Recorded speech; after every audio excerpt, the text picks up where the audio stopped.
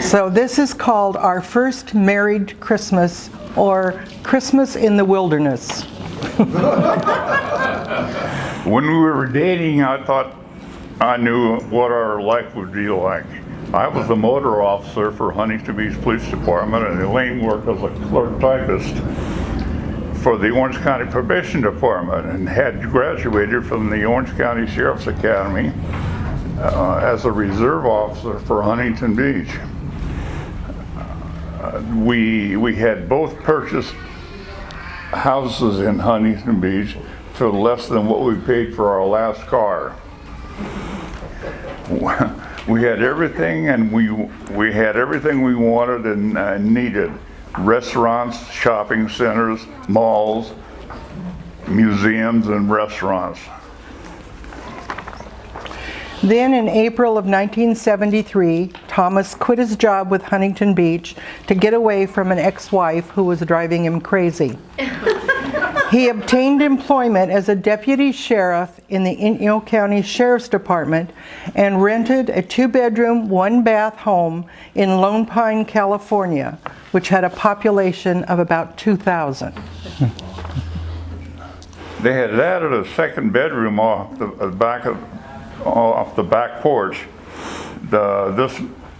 This meant that we had to add a back door off the kitchen, which was not, and our counter space was then cut in half. When they added the bathroom, they also added a shower, and it was like sliding. It was showering in the box that the water heater came in. You know, I sat there and I would get in the shower, and to get my head wet, I'd have to scoot down, my knees against one wall, back against the other wall, and bend down. Okay, the house was cooled. The house was cooled by a swamp cooler, and heated by wood-burning stove. Our summer recreation was cutting firewood. Of course, if you don't know Lone Pine, it gets to about 110 in the summer, and then it snows in the winter. So you have both extremes of temperature. In August of 1973, I moved to Lone Pine with my 2 boys. We were going from suburban to rural. We had to get our mail at the post office. There were 3 channels on television, unless it snowed on Cerro Gordo, and then you didn't get any television. There was no radio unless you put a very tall antenna on your house. There was no theater. There was no bowling alley. Recreation was mostly hunting and fishing. There was very little employment beyond motel maid or waitress. The nearest junior college was in Ridgecrest, which was 80 miles away. The nearest 4-year college was in Bakersfield, which was 168 miles away. And the high school didn't even have night classes. I would have taken cake decorating just to have something to do. The most excitement, there was no Michael's or Hobby Lobby. The most excitement was when your order came in at the Sears catalog store. Work was also different. In Huntington Beach, when my shift ended, I changed clothes and went home and forgot about it. Our immediate neighbors knew I was a police officer, but the whole town was not aware. In Lone Pine, there were 3 deputy sheriffs who rotated shifts. I drove to my partner's house, left my vehicle there, and picked up the marked police vehicle. And when my 8 hours was up, I parked the vehicle in front of my own house until the next deputy came on shift. Which was 4 hours later. Yeah, the 4 car hours sat later. in front of your house for 4 hours. And came to pick up the unit. Everyone in town knew who worked for the sheriff's department. And the California Highway Patrol had, where they lived, sometimes they would even come to your house with problems. Having 2 boys,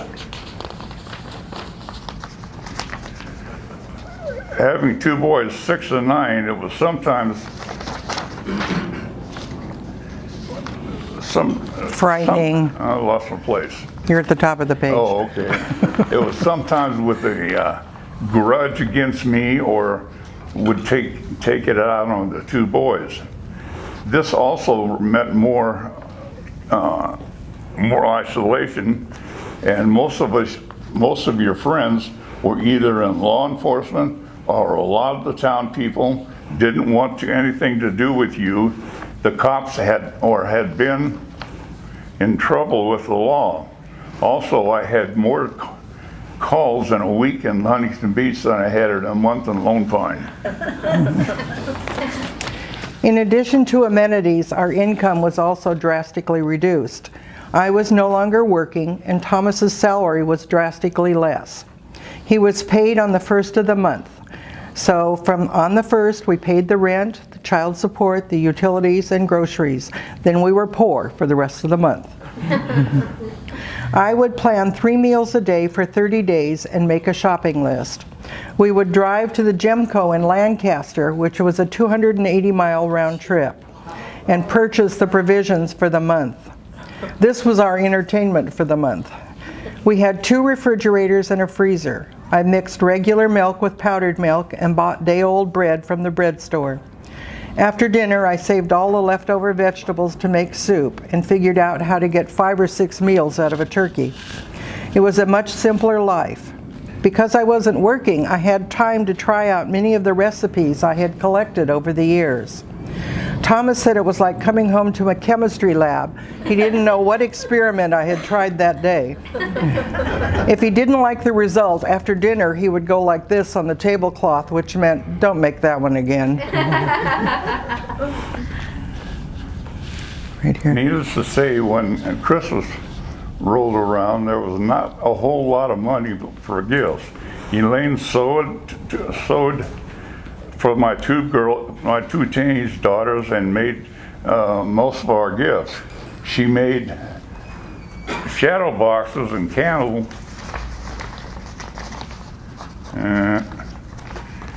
She made shadow boxes and candles where you pour melted wax, paraffin over crushed ice in a half-gallon milk container. She was making popcorn balls on December 22nd when we received a phone call that my father had passed away. We packed up everything we had and drove to Huntington Beach to be with my mother and to help make arrangements. That Christmas was like no other. There is a happy ending to this story. After a couple of years, we moved back to Huntington Beach. Thomas returned to Huntington Beach Police Department, and I went back to work for the probation department, where I was a probation officer for 20 years. Times were hard that first Christmas, but it was us against the world. We had very little money and no support system except each other. It probably molded the beginning of our marriage, which has lasted 45 years. So.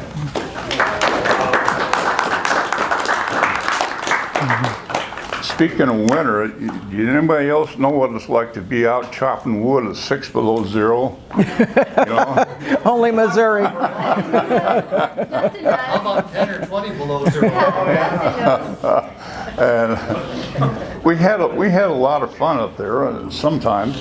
And Speak during for the winter yourself. time, there was a dry lake that wasn't too far away. And there was snow get about 2 feet deep out there. So I'd put all the kids in the back of the pickup truck, and we'd go up that flat lake, dried up lake with the snow on it, and sit there and drive all over the lake spinning donuts. And they thought that was the best thing in the world. And of course, when we had all of our kids together, we had 5 kids. And the one year when we came down here, I don't know if that wasn't for Christmas, unless it was the next year. But we piled all 5 kids in the back of the truck with sleeping bags. Now, today you couldn't do that because there were no, but they thought it was great. You know, they had a great time back there. Do you ever visit Lone Pine anymore? When we drive through, if we're coming from somewhere, we go by our old house and see what they've done to it. And Well, it was 254 miles from our home in Lone Pine to her driveway in Huntington Beach. And I had mapped out a route that I could do that in 3 hours. Leave at 4 in the morning and get at her house at 7 o'clock in the morning. And the only reason I came down was have her do my laundry. How romantic. Yeah. Did you still get houses in Huntington Beach? No, luckily I rented out my house that we had, so when we came back down, we had it to move back into. Yeah, or we probably wouldn't have been able to get back into the market. No. You know, things had gone up so And much. of all the things that we did, the people that rented the house had rabbits. In the house. Yeah, living in the house. And so when we got back, she vacuumed. You could tell because all of a sudden go plink, plink, plink, plink, plink, little rabbit balls. Vacuum up. They also had an iguana they fed French toast to. But it was an adventure. Yes. You fared very well. I had a kind of similar experience, except my wife wasn't agreeing to go up. I went up to Tehachapi, which of course is at over 6,000 feet. My house was 6,000 feet. And while I was up there, there was a comet. And you don't have any light pollution up at 6,000 feet at Tehachapi because there isn't anybody there. And the comet looked like as big as a pie plate. I mean, it was just amazing what you could see astronomically when there's no light pollution. We don't, if you've always lived in the area where there's a lot of people, you have no You don't idea what realize. the sky really looks like. Well, Tell people them would, about your Milky Way. people would come up and they would ask, where is the merry-go-round restaurant? And these people are from Germany. They have no, it was a restaurant that was known around the world as a good steakhouse. And there was up on the Alabama Hills, Hopalong Cassidy had a house up there, and a couple other Western stars. And there was one ranch we used to watch over. Her name, God, I can't think of what her name was, but in the movie she was known as the woman of 1,000 faces. And so we, you know, a nice house, nice property, and I'd go up there and fish in the stream and hunt rabbits or quail or something out in the backyard.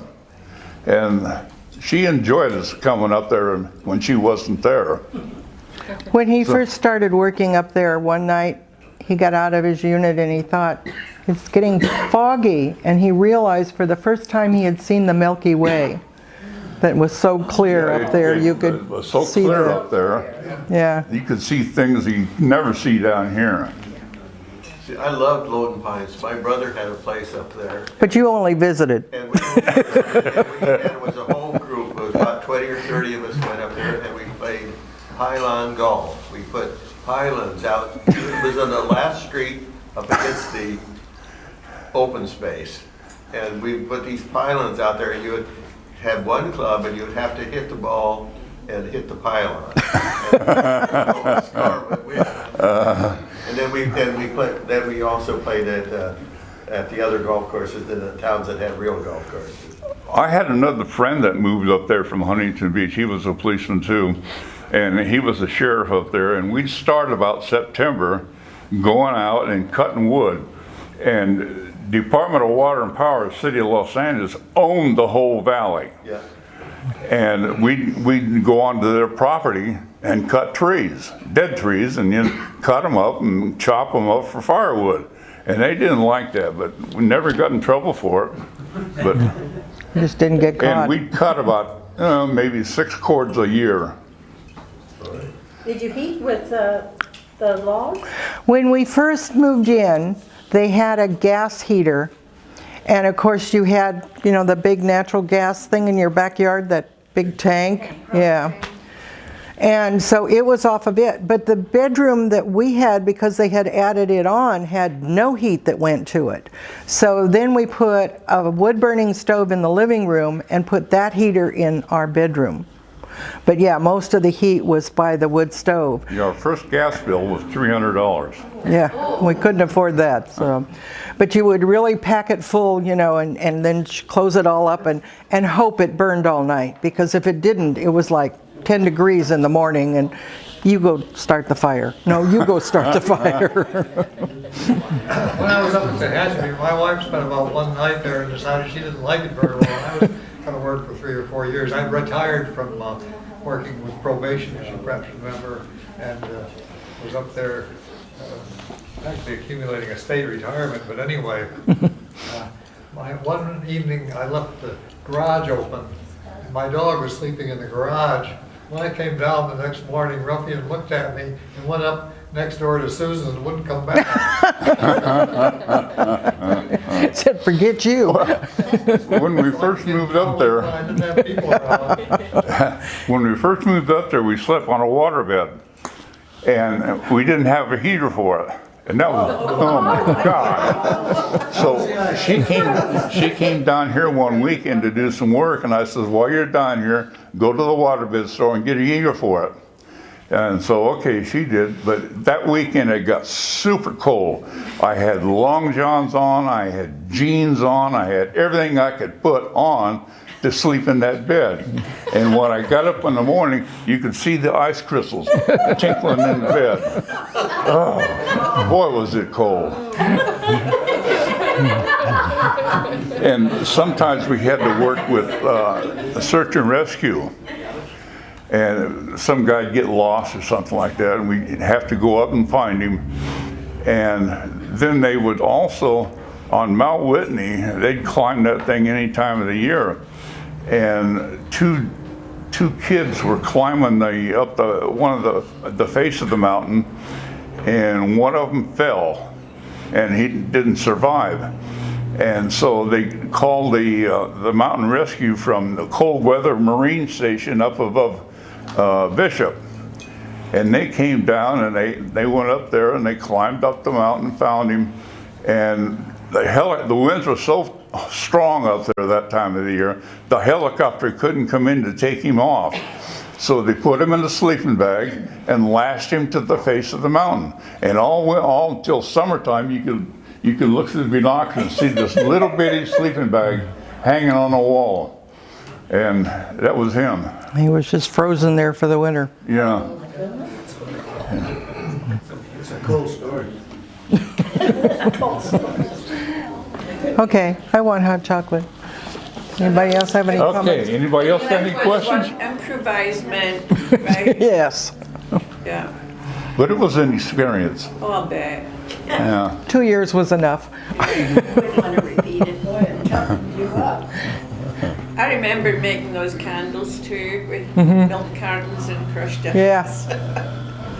They were Well, fun. when we came down from my dad's funeral, we had a fish tank. And so when we It didn't have a heater either. didn't have a heater either. And so, they were swimming around in there. When we got back, they were all belly up. They'd frozen too. Yeah, because there hadn't been any heat on in the house. So, Well, was there skiing up there or anything, or was it just too was it what? They climb Whitney a lot, and we could see, in the winter it was really beautiful because we could look out the window and see Mount Whitney covered with snow. But then I had to go to the laundromat, so it wasn't a lot of fun that way. No, there but was no skiing around Lone Pine. You had to go up to Mammoth, yeah. which was only about 60 miles from there. We had a washer but no dryer. Well, in the summer, you would hang your clothes on the clothesline, and by the time the next load was finished washing, that load was dry because it was so hot. So you could just keep rotating. Did you have a church there? We No, we didn't go to church when we were up there, and Yeah. I don't know. that I don't was a- even remember what that was in a time town. that we weren't with God. And in the wintertime, she'd do her laundry, hang it on the line. When it's dry, you go out and you take it off, and you can pick up the shirt by the sleeve. It's too cold for God. He was in Florida. That's right. He knew better. Do your kids remember that? Well, of course, one of them ended up living in Mammoth, so Yeah, he lives he in Mammoth loves now. that area. So one time, I think it was for maybe his 70th birthday, we had all three of the boys together, and they got telling stories.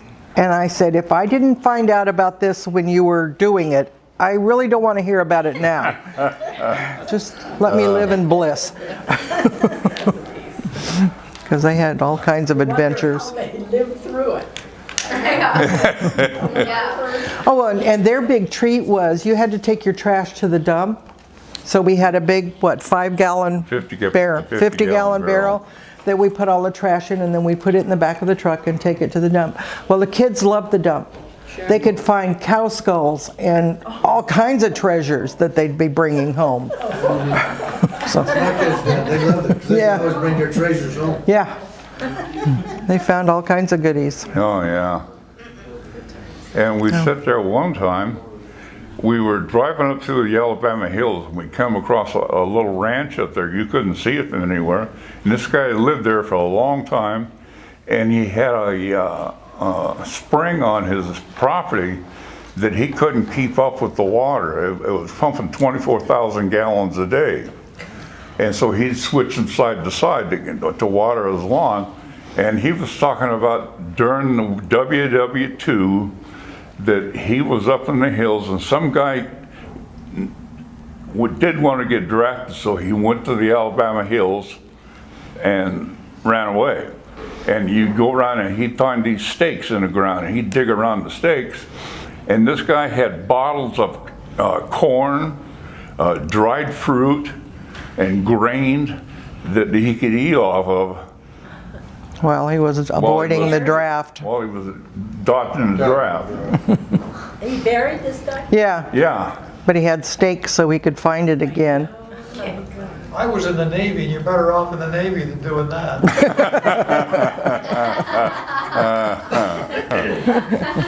Okay. I want Okay. I want Give a, them a round of applause. I want a cookie.